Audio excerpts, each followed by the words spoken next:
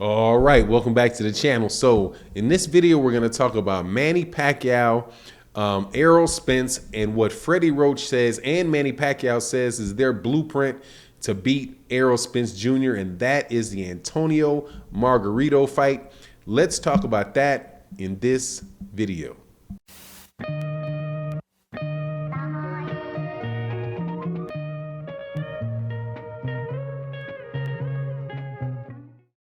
All right, welcome back to the channel. Before we get into the subject matter of the video though, please make sure to subscribe to the channel.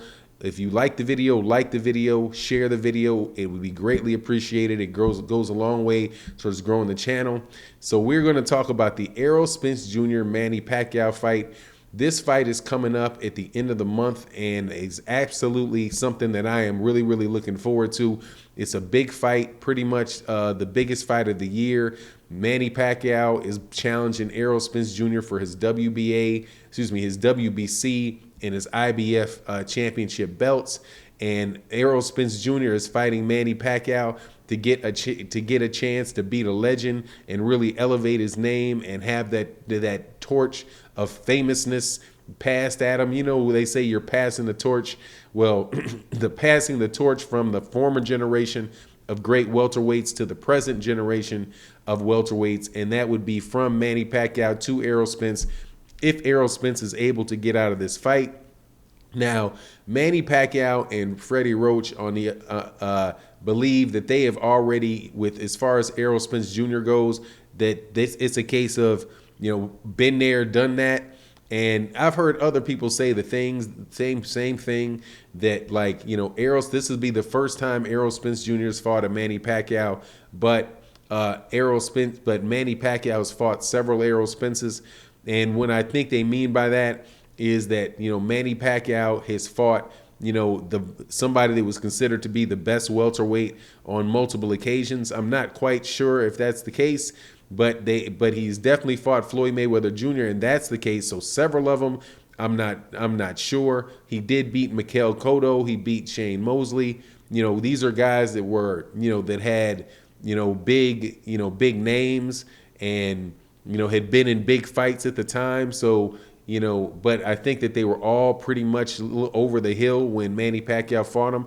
But strangely, they're not game planning for, they being Manny Pacquiao and Freddie Roach, are not game planning based off of Miguel Cotto or Shane Mosley or Floyd Mayweather. They're, according to what they're saying, game planning off of Antonio Margarito. And I find that to be very interesting, because Antonio Margarito, there's some comparisons that they make that I can understand it, but, you know, I think simple comparisons can get you in trouble. So, for example, Antonio Margarito was a very tall fighter. He was 5'11" with a 73-inch reach, and similar to Errol Spence Jr., who's a big welterweight at 5'9" with a 72-inch reach. Both of them are people that had basically had thudding, you know, real thudding attacks. Antonio Margarito was somebody that over the course of the fight would really break you down.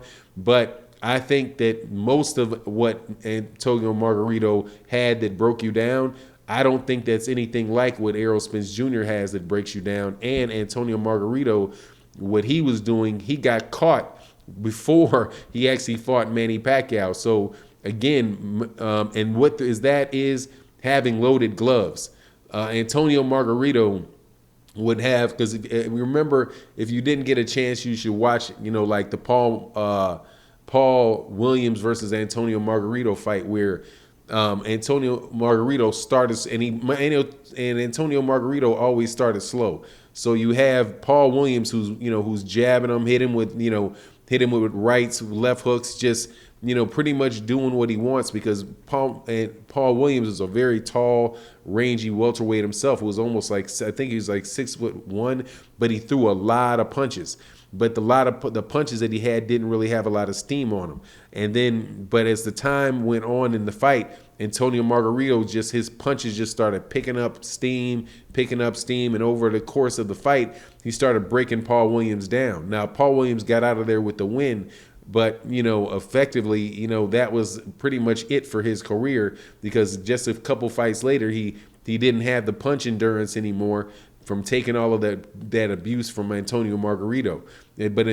But Antonio Margarito after that got caught with loaded gloves against Shane Mosley and beaten, and then 2 fights later, that's when when Manny Pacquiao fight him. 2 fights after he lost to Shane Mosley. So Antonio Margarito, when Manny Pacquiao fought him, wasn't necessarily the best Antonio Margarito, and his secret sauce had already been discovered. But so I don't know why they would necessarily compare those two, where you have a kind of a fresh guy in Errol Spence Jr., who has not lost, versus Antonio Margarito, who lost several times and then got exposed.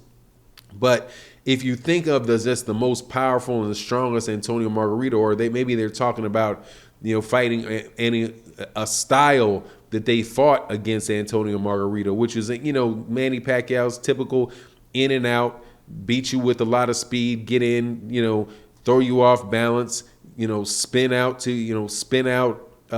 his, I think it's to his right, and keep putting him in positions where he has to turn, and before he can turn, Manny Pacquiao leaps in with a jab, right hand, and then just rinse and repeat, and winds up beating up Antonio Margarito mainly off of his foot and hand speed. Preparing to see that against Errol Spence Jr. Errol Spence Jr., that's why I'm saying simple comparisons can throw stuff off. Errol Spence Jr. is somebody that is significantly faster than Antonio Margarito, and he's defensively much more responsible than Antonio Margarito. Antonio Margarito did not fight behind that high guard that Errol Spence Jr. fights behind, and more importantly, he's not a southpaw. So it's like when they say they're preparing for him, I think they're just basically saying, yeah, we fought tall fighters before, and we'll be successful with beating a tall fighter by fighting the same way we did Antonio Margarito. But again, Antonio Margarito is not Manny Pacquiao, and Manny Pacquiao is not the same Manny Pacquiao that was fighting Antonio Margarito.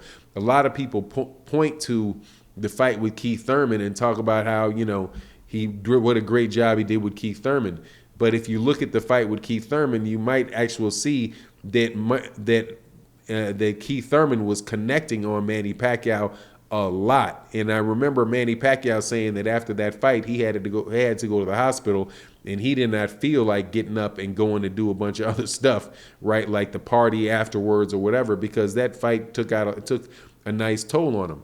I think there's a chance that Manny Pacquiao might be taking this fight because it's his last big hurrah, a chance to really go out on top, but also a guarantee where he's going to get a lot of money for the fight. But as far as this being some replay of Manny Pacquiao versus Antonio Margarito, personally, I can't see it, but that's just what I think. You tell me what you think in the comment section. And with that, I'm out.